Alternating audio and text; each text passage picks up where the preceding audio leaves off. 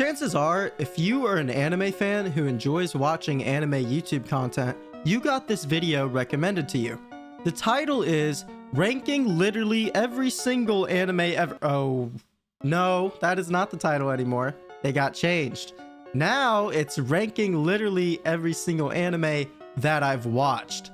That title change seems to be designed to avoid the egregious breaking of the YouTube guidelines, so I don't blame KinboSlice, the creator of the video, for changing it. If you're like me, you probably saw this title and thumbnail combination and saw through how blatantly misleading it was and decided to watch some other video. However, there are many others who decided to give it a shot despite how absurd it was. And well, people are not too happy with the video. There is a mountain of criticisms I've seen on Twitter, the comment section, and on TikTok, which piqued my curiosity. I decided to check out the video for myself to see just how valid the criticisms were. It turns out, the video was far worse than I initially imagined. The whole magical girl thing seems so fundamentally antithetical to masculinity as a concept that I actively avoided the genre as a whole. I've never really been that into slice of life, and I hopefully never will. Horror and anime are like white woman and Kendrick Lamar. In my personal opinion, they should by all means remain separate because they just don't mix at all. I let people on the internet trick me into thinking it was a good anime, but it turned out to be a slice of life. But in this case, it was more like a slice of nightclub. Sailor Moon, Tokyo Mew Mew, and Card Capture Sakura all have two things in common. Number one, they're all magical girl anime. And number two, I have never watched any of them. If you're familiar with the content I release on this channel, this video probably feels super out of place. I hate making commentary videos and hit pieces on other creators. My channel focuses on my experiences and thoughts regarding various pieces of art, with my main goal being to engage my fan base's critical thinking, prompting them to consider why they enjoy or dislike certain things. However, when I watched portions of this video, I was so disgusted at the lack of care for the art form and the disregard for the viewer's time that I felt like I had to speak up. As someone who's passionate about creating anime video essays and critiquing shows I've watched, I felt that I could illustrate issues with this video that people have failed to mention up to this point. While I think it's fair to note that I haven't watched the entirety of this video, I believe the majority of the criticisms I have of the video in KinboSlice are well argued and applicable. These are my thoughts on the worst anime video I've ever seen. Before we even start with the content of the video, I think we need to go back to the title and thumbnail. Let's start with the thumbnail since I touched on the title in the intro already. The text in the thumbnail states, "This video took 9 years to make," which is certainly a bold claim. That would mean this video entered production, or at least a conceptual phase, sometime in 2016. If this claim is true, it's incredibly impressive to have stuck with a project that long and finally see it completed. However, I have my doubts. Judging by the fact that Kinbo's channel was created at the end of 2020 and his first upload was 2 years after that, I'd argue it's highly unlikely that this video has been in production that long. What I think is actually plausible is that Kinbo started watching anime with the goal to complete different genres and categories back in 2016 and realized he could turn this process into videos later. This might seem like a uselessly semantic argument, but I want to stress how intentionally misleading this video is to get people to click on it. And it's not like Kinbo needs to resort to this strategy. He's made videos in the past that deliver on the promise made in the title and thumbnail, and he's received an insanely respectable amount of views doing so. Despite this, he still released the video with the title Ranking Literally Every Single Anime Ever. This title is outrageous for many different reasons. For starters, the video covers around 500-ish anime entries, which is an absurd amount for an anime video essay, but comes nowhere close to delivering what was promised in the title. For those unaware, My Anime List, the most popular anime ranking website, has roughly 60,000 entries on it. While these entries aren't all created equal in terms of length, they are all considered anime and were added to the site.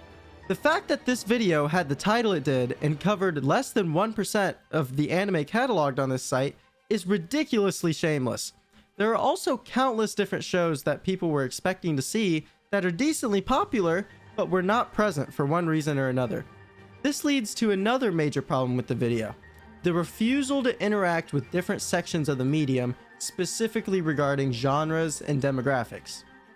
Looking at Kinbo's channel, it's clear that he intentionally targeted specific genres and categories that he finds enjoyment in, which I find perfectly reasonable. Watching every isekai, watching every sci-fi, watching every shonen, everyone has their own preferences, and I don't expect everyone to give every type of anime a shot. What I do expect is that if someone has these strong preferences, they don't claim to be an expert on the entirety of the medium. Throughout the video, Kinbo makes several claims that become problematic when looking at the title of the video. Things like being too manly for shoujo anime, refusing to watch magical girl shows that aren't Madoka Magica, saying that all slice of life shows have bad writing, or making the bold claim that horror and anime should never mix. These comments feel like such a reduction of so many great anime that should be included when making the claim that you've watched literally every anime. It's incredibly frustrating to me and many other viewers who clicked on this video that Kinbo completely writes off shows before even starting them because they don't have the correct demographic label that he's comfortable enjoying. Dismissing an anime because of the genre or the demographic is not a valid criticism, it's just a description. If Kinbo were to provide an explanation for why he generally doesn't enjoy a particular genre instead of stopping at what genre it is, I think many people, including myself, would be significantly less frustrated. But again, these statements are a blatant betrayal of what was promised in the title. Yo Kinbo, in case you're watching, here's a quick tip. Those demographic labels that you seem to be super attached to don't always work in the way you think. The demographic label comes from where a work was released, not just based on the content the manga/anime provides. Something like Love is War, which is labeled as a seinen, is only really a seinen because it was released in a seinen manga magazine, not because of the level of maturity of the show. While demographic labels can indicate content, it does not always work that way. I just wanted to cover that really quickly in case anybody who's watching was confused about what those labels meant. So now we've established that Kinbo's title and thumbnail were blatant lies. Considering when the video likely began production, the fraction of the promise that was made in the title, and the fact that Kinbo writes off shows and movies that don't meet his personal taste criteria. Despite finding this incredibly frustrating, it's highly unlikely that I would have made a video specifically talking about those problems. What compelled me to make this video was the discourse surrounding it and my feelings on the growing anime community as a whole. It's clear that the anime community splintered at some point in time, and KinboSlice is just one person in an ever-growing group of people who feel a certain way about anime. I felt like discussing this shift could be done far more easily with a clear example of the things I've observed, and so this chapter will cover the format and concept of the video and what it says about the wider anime community as a whole. Let's start at the core video concept. It seems ridiculous, and there's a clear reason why. You cannot cover this number of shows with a constructive level of depth in this runtime. It simply isn't feasible. Kinbo's solution to this is to provide bite-sized reviews of the anime outside of his top 100, often falling below the 1 minute mark. While this provides the illusion of covering hundreds of different anime, this allows Kinbo to essentially only cover the premise of a show and assign it a level of quality. Sure, there are times that Kinbo provides a deeper analysis of anime, and most of the time, I find what he says outrageous and stupid. But at least when that happens, I know what Kinbo thinks of the anime he's talking about. There are signs that he actually absorbed what he watched, since he's able to talk about specific points in the series. This is where I think Kinbo made a fatal flaw in his video's format. He didn't decide whether he wanted to provide deep analysis of each show, utilizing spoilers to convey this analysis, or if he simply wanted to provide the viewer with a synopsis of the beginning of the anime. For almost every show in the first half of the video, it feels like Kinbo just pulls up the mal page for the anime and reads it while saying whether he thought it was good, mid, or bad. This lack of unique commentary makes the video feel far less personal, and it also causes some viewers to feel like he didn't even watch the shows he's talking about. The solution to this is either to provide more personal anecdotes or experiences while watching these shows, or to actually discuss events that occur in the story. While doing this sometimes requires the usage of spoilers, you've already gotten the person to click on your video. All you need to do is provide a timestamp in the video that the viewer can skip to, and this will appease both crowds. People won't feel robbed when you fail to provide any substance while discussing their favorite show, and viewers who want to avoid spoilers can do so and still enjoy the hours of content you provided them. Again, if Kinbo's biggest flaws in this video were not giving everything a fair shot or only covering each anime at the most basic level imaginable, I would not have made this video. What I want to cover next is bigger than just KinboSlice. It's taking a look at how anime is being consumed today.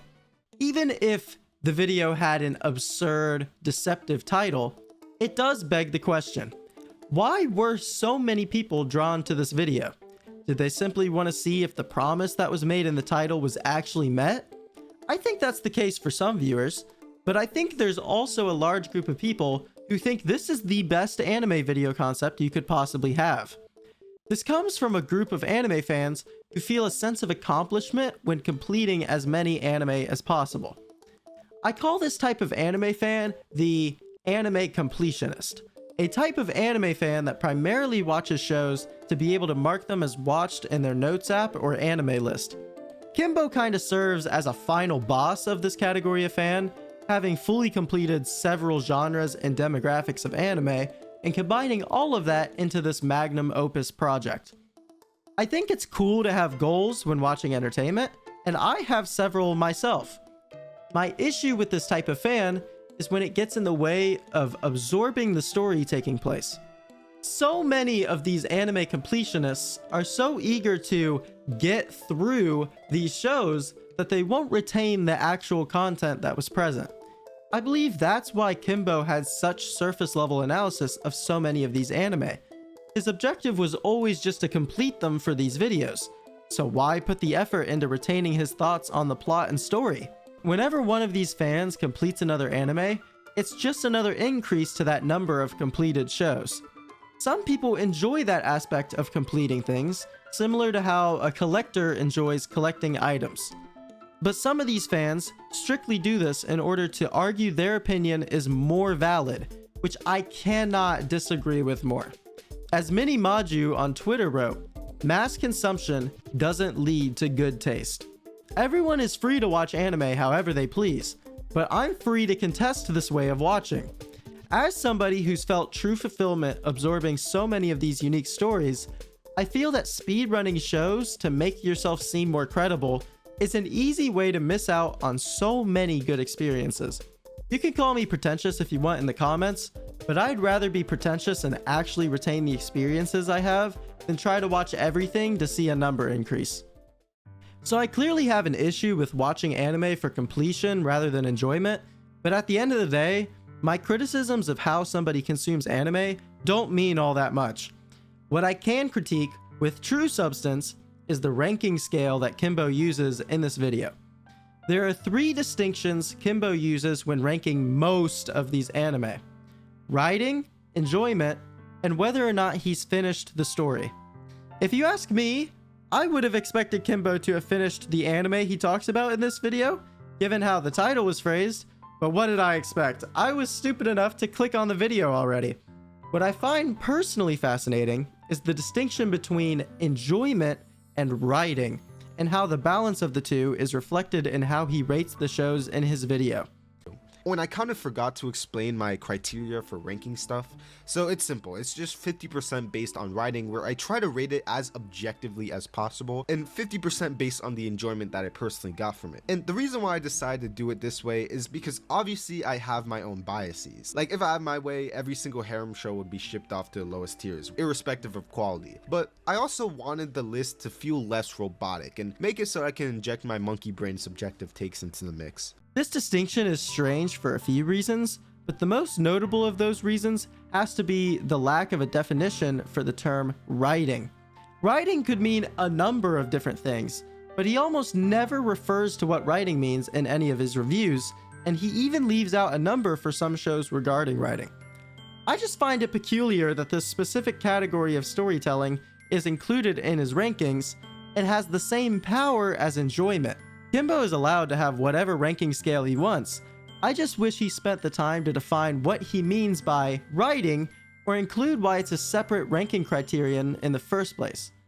Alright. It's time to tackle the elephant in the room. KinboSlice's top 10 anime. A group of anime that he coined the Untouchable 10. Alright, looking at this list right away, it's clear that there are a number of popular giants in this list. You have shows like Hunter x Hunter, Attack on Titan. Guys, I'm so sorry. I accidentally put the top 10 list of a random person I found on TikTok on the screen.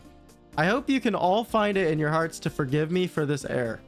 Jokes aside, many people have criticized Kinbo's top 10 list because of how generic it is. In fact, I've seen several people make the claim that this top 10 list could be made by somebody who's only watched 10 anime, which is certainly not a flattering thing to hear. By far, the biggest pushback I've seen from defenders of KinboSlice's video is that having Attack on Titan as your favorite anime series of all time is a normal thing, and he shouldn't be attacked for it. I don't get this mindset. I really don't. Because why is an anime being popular automatically make it worse? Mainstream animes are usually mainstream because they are good. And if I'm being completely honest, I kinda agree with them. Okay, hold on. Let me clarify what I'm trying to say. I think having a top 10 favorite anime list that seems generic to longtime anime fans is completely reasonable. Not everyone has the time to watch deep cuts, and some people naturally gravitate to things they know they'll enjoy. I understand and appreciate that not everyone consumes this hobby I love in the same way, and it honestly makes for great conversations where I'm able to learn about both someone's opinion as well as the type of person they are. The problems that I have with Kinbo's top 10 list are the presentation and implication behind it. Calling your top 10 list the Untouchable 10 could simply be referring to how ahead of the competition they are in your mind. However, this could also be claiming that these 10 anime are objectively great and they are untouchable because of the status they have, which is a concept that I fundamentally disagree with. While that's a smaller complaint of mine, what I think is a more valid and bigger criticism is how this top 10 looks to viewers of the video. Saying that these 10 anime are untouchable in a video that covers hundreds of anime that many viewers haven't even heard of almost makes it seem like the medium isn't worth exploring. Why search for an anime that you can personally fall in love with or that changes the way you view the medium as a whole when the top 10 best anime, according to a guy who's seen everything, are the 10 anime I've already seen? I have no doubt Kinbo enjoys these anime. If it is his genuine list, I'm happy that he enjoys many of the same anime that I've found so much joy watching. I just really wish he presented this part of the video with a little more care, knowing how his top 10 would be perceived as somebody who's watched as much as he has. So here's where I'm kind of at working on this KinboSlice video. I feel like I've done a pretty good job of portraying my thoughts on a video of this type, as well as the misleading aspect of the video and how I don't like how it's packaged. But at the end of the day, okay, I'm an anime ranking channel myself. I enjoy ranking anime. I enjoy hearing people's opinions, no matter how bad I think they are. I have bad opinions of my own. Why not check out some of his opinions on some of these shows that people haven't really mentioned on things like Twitter or TikTok? And so I think we're going to check out my personal favorite top 10 anime series list. Look at his thoughts on all of those, because as far as I know, he's watched all of them. And maybe watch a couple other ones, we'll see. All right, so here's my anime list. I have my top 10 favorite series here. Obviously, I have my favorites, but these are like individual seasons. It's different. So let's start with, you know, my all-time favorite anime, Monster. 9.5 hours in, we got Monster. All right, right away, we got 9.5 writing, 9 enjoyment. And I'm just like, why is this even a distinguishing factor? I do think Monster's writing is spectacular, and if you want to give it credit for that, go for it. But I don't think this is a distinction that needs to be made.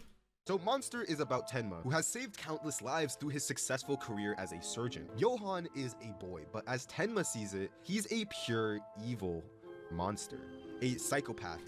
As Tenma sees it, is he gonna cover that he's killed a bunch of people? You know, because he's like a murderer? Johan is a lot of things to a lot of people, but to Tenma, and by extension the audience, he's someone who indiscriminately leaves death in his wake. Monster is it's a cat and mouse tale of epic proportions that always leaves us wondering if that Nietzsche quote will come true. In his journey trying to kill monsters, does Tenma become one himself? Slow pace doesn't equal bad. Sometimes it feels like people confuse slow pace with nothing happening. Absolutely 10 out of 10 writing, and Johan is a peak villain. Although if you came here looking for some gory nuts action, Monster is not where you should look. Okay, I have a few thoughts on this section. Okay, first of all, the actual content of what he was saying, like his actual review, was spoiler free, I'd say. However, I'm probably gonna have to blur some of the footage he was using because there are blatant spoilers there. I don't know if this video was targeted toward people who have watched all these series or if they're newcomers looking for new shows. He mentions that the writing of Monster is 10 out of 10, but it's 9.5 on the title card. Like, has his opinion shifted over the years that he's been working on the video? We also need to just break it down. What did he say about the show ultimately? I'm sure I chopped it up for fair use, but he said it's about Tenma, how he views Johan. He's like a surgeon. That's like the synopsis of the first episode. It's a cat and mouse game where chasing the monster makes you become a monster yourself. And then that slow pacing doesn't mean bad. I could get all of that if I opened the Mal page for Monster and I saw the score and I saw the synopsis. I don't get any like individual personal criticism, feedback, input. It doesn't feel like he engaged with it all that much. My next favorite anime is K-On! Absolutely love K-On! And I feel like I should clarify, like, this part of the video is just for fun. I just want to provide specific examples of how, like, the actual criticism, the actual feedback and reviews of these shows are not very deep and not very well researched at times. And so, like, if you hate K-On!, I haven't listened to him like recently talk about K-On!. I've just seen comments saying he doesn't like it. Like, if you hate K-On!, all power to you, okay? It is not for everyone. But make sure the review makes sense and is actually like sound and reason. Whoa, whoa, whoa. It's like 2 clicks and the show's gone. Oh, 3. Okay, this is like a 30-second review. It was one of those anime that I started watching because I let people on the internet trick me into thinking it was a good anime, but it turned out to be a slice of life. But in this case... People tricked me into thinking it was good, but it was just a slice of life. Like, that's not a valid criticism. Okay, that doesn't tell me the level of quality. It just tells me the category it's in. There's good slice of life, there's bad slice of life. I'm pretty sure he has Bocchi in his top 100 or something. You can admit that there are things within these categories that are good. So why are we reducing the show to the category it's in? Is it because you fell asleep, didn't actually engage with it? You fell asleep watching K-On!, that's fine. It's not a very over-the-top crazy show that I feel like has a super tight plot and the story is just rich. Like, it's just a fun show that has really well-written characters and it's like a cute, wholesome time. If that's not your thing, that's fine. Just say that those aspects aren't your thing, not that it's not the category that you want. Like, it doesn't make any sense to me. An objectively better version of K-On! Came out rather recently. Bocchi the Rock. It has everything K-On! Has, but better music, interesting characters, an actual conflict, and plot progression. All right, let's break down what he just said. I think reducing Bocchi and saying it just does everything K-On! Does but better is frustrating because he doesn't actually cover what either show does. He didn't tell me the synopsis of K-On!, unlike a lot of the other shows he's covered. I don't know what K-On!'s about from his review. So, like, I think it's failed as a review. I don't know what his opinions are on specific events in the show. It doesn't sound like he watched it to me. Again, I think it's perfectly acceptable to like Bocchi the Rock more than K-On! Okay? Both shows are excellent. To just say it's got better characters and there's conflict just seems like such an insane reduction of both shows. Like, it doesn't provide the viewer with anything. It's not transformative. This video doesn't add anything, man.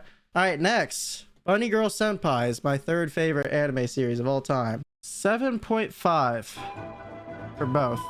I feel like 50% of the reason I finished the show was because of the ending song. Bro, that ending was so good. When I actually sat down and attempted to summarize the plot of this show, I literally couldn't do it without making it sound like the corniest anime to ever exist. And I think that's just how it is. It probably won't be me selling this show to you. The show will sell the show to you. So the main character is just this random high school. What? Yeah, so like the plot, I was gonna give a synopsis, but it sounded corny. You don't need me to tell you it's good. You'll just know it's good. Dude, and he coincidentally have this little known disorder called puberty syndrome. Yeah. And this syndrome tends to manifest in very atypical manners. Our main character is usually the one helping these people through that. I promise the show is better than how I described it. It actually has some good writing. What? What? Nothing. He didn't say anything. Yeah, our main character interacts with people. They have puberty syndrome. Okay, he didn't mention that puberty syndrome usually takes form. He said atypical. How about supernatural? Things that don't normally happen. Okay? That's, you know, I think that's interesting to mention, that things out of the ordinary are happening, or that it's a romance. He didn't say it was a romance. That seems important to me. Oh my gosh. He didn't say like anything, man. Next, we got Code Geass. It's another 9.5 writing, 9 enjoyment. Interesting. So this show has famously been called Death Note but Mecha, which before I knew anything about this show, I'd always interpret as Death Note but worse. But similar to a lot of statements that anime fans like, let's just use our brains, man. The categories don't matter. People compare Death Note and Code Geass because of like the strategic mind game aspects. That's it. But like, when you're thinking so in the box about these categories, you're gonna make judgments about things before you've tried them. You know, just like the magical girl shows and slice of life shows and all that stuff I've already covered in the video, but I digress. This was growth. Similar to Code Geass, we see Light Yagami get closer to his goal through utilizing his sheer wit. And much like in Death Note, we see Lelouch stage, play, and get ensnared in these ultra twisted mind games that will have the audience always questioning who has the true upper hand in any given situation. Is this review about... We'll get to Code Geass soon, right? Not just how it's similar to Death Note. But even after having said all that, this comparison really just boils down to smart people doing smart things to reach a goal, which is about as vague of a relationship to draw as like astrology signs. So why did we do this for a minute, man? I don't... So Lelouch and Suzuku are childhood friends that both Suzuku! I can't, man. I like... The way this power is utilized is so interesting. Basically, it's the power to control the actions of anyone he sees. And you can probably just imagine all the wild and creative ways this power could be weaved into the plot. The most obvious and almost show-ruining example that I'm sure nobody is surprised I'm pointing out is... For example, if I... Yo, we're just gonna spoil... Like, I don't get it. I don't get it. Is this a spoiler-free video? Or are we doing spoilers? Like, he just decides based on whichever show... I wish he did this for every show. Okay, he clearly remembers more of... I mean, he doesn't remember how to pronounce Suzaku's name, but he does remember, like, what happened in the show. So, I'll give him credit for that. Either do spoilers in every show and then, like, throw a timestamp people can skip past, or let's just not use spoilers at all and just cover how we feel about the shows. I'll throw a spoiler warning on screen. Why not? All the loose ends... Wait, did I miss something? It wouldn't matter how you felt about it. This is some Looney Tunes level writing that a lot of the time people acknowledge as being shit, but ignore it because they like the rest of the show. So let's cover why it's bad. Okay, you can just call whatever you don't like Looney Tunes, and then all of a sudden you don't have to actually address or confront the point you're making. Okay, I'd like to know why this twist was bad. I thought it was shocking. I thought it was interesting. I thought it, like, raised the stakes of the show a lot. Okay, and ultimately, like, there was continuity from the start to what led to this point. But none of that is covered in your review. You didn't actually cover any of, like, why this is bad. Okay, if you don't like this plot point, explain why you don't like it. Don't just call it Looney Tunes and expect me to accept that. But to give the writers genuinely backed themselves into a corner because of how neatly they were about to wrap things up for season 1. But then I guess they were just reminded of the fact that they had to make a season 2. No, they did not. I don't think they were cleared for, I mean, I could be wrong. Maybe I need to actually fact check my history. I'm pretty sure they were not cleared for a season 2. And like they needed sponsorships to fund season 1. I don't think they had season 2 clear by this point. So I think it's clear the story was meant to continue from this point. It's hands down the single best ending that an anime has ever gotten. I mean, I'm trying to think of some right now, Right, but and spoiler. honestly can't. Most anime don't even have endings at all. Good endings is even rarer. So that's why Code Geass will always be a classic. Final thing on Code Geass. I'm sorry I've been on this show for so long. Do we want to talk about what makes the ending good? Like, do we care to address that at all? Or are we just going to say it has a good ending? A lot of anime don't have good endings. Give me something, man. I don't get any personal input from you. I don't know what you actually thought about the ending other than it was good. I want to know what about it was so interesting. My 5th favorite, Angel Beats. 8, cool. All right, fair enough. I remember watching this when I was like 10 years old, and it was one of my favorite coveted anime back then. So naturally, I went into it expecting it to be some gooner fan service piece of irredeemable filth. Although it seemed like I had some pretty good taste back then. The show is about a band of teenagers in also Otanashi who recently comes to his world that he is told is the afterlife. A ton of people that come here, including Otanashi, have amnesia, and throughout the show their memories start slipping back into consciousness with truly industry-leading scriptwriting and production for its time, and still even today, Angel Beats ages like fine wine. I recognize that the show has flaws, but it's so emotionally brilliant and technically exceptional in so many different areas that I tend to look at the show and say, what flaws? So it's funny that he just said that because I was actually just about to ask the exact same question. Do you care to cover what some of the flaws in this show are? Can we get a little bit more transformation? I want more transformative content from you, bro. Okay, you gave us the synopsis. They're in an afterlife. There's like an angel. They have amnesia, and then they get their like backstories via their memories returning. All that's cool. What about the excellent ending of the show? What about the, there's like the programmer theory that surrounds the show. You could talk about the comedic aspects, the drama aspects. Why are we just forgetting what genre it's in now that it's genres that you don't dislike? The only personal anecdote I got from this review was that he was 10 years old when he first watched it, and he thought it was Gooner, but it wasn't a Gooner show. That's it. And like, that's cool. I'd like to hear your review when you were 10 years old, because you probably would have said more about the show that I love so much. I'd love to know what you thought of the show. You didn't really tell me, other than this little number that could really mean anything. Mob Psycho. It's in his Untouchable 10. Let's freaking go. Special. That Mob realized he failed to change as Cool he editing. promised himself. But before any of that, we had to talk about gym bros. The gym bro is a very wide, but just generally speaking, their reputation. Are we talking about this because of the club? They're usually portrayed. It was really a breath of fresh air to see a show where the meathead gym bros are actually just decent guys who have the simple goal of getting some muscles. And Mob is just an aspiring gym bro with the same goal: self-improvement and becoming someone he could be proud of. Oh my gosh, we have real analysis. Okay, I'll probably stop after this show. I wanted to go until there was actual substance to his reviews, and it's clear that he's actually trying for the shows that he cares a lot about, these Untouchable 10. I think that talking about how the gym bros are depicted in a different way than how media typically portrays them, and how Mob as a person relates through his experiences and how he views improvement, is like actual analysis that I wouldn't get from a synopsis, that I wouldn't get from just like looking at the score of the show. I wish the whole video was like, if the video was cut down to a much smaller amount of shows, maybe talk about your top 50, maybe talk about your top 100. This video could probably be great, but because he just wants quantity, we lose so much quality throughout the entire thing. So I'm Very excited to check out the rest of this mob review. This is actually good. Because it's so easy to find yourself in each and every character. Mob's anxiety and social awkwardness, Reigen's botched sense of self-worth, and Ritsu's inferiority complex with his brother. Cook, bro! Cook! Please! Oh my gosh. He actually likes this show. And because he actually likes and cares about this show, you can tell there's genuine effort behind it. Okay, man?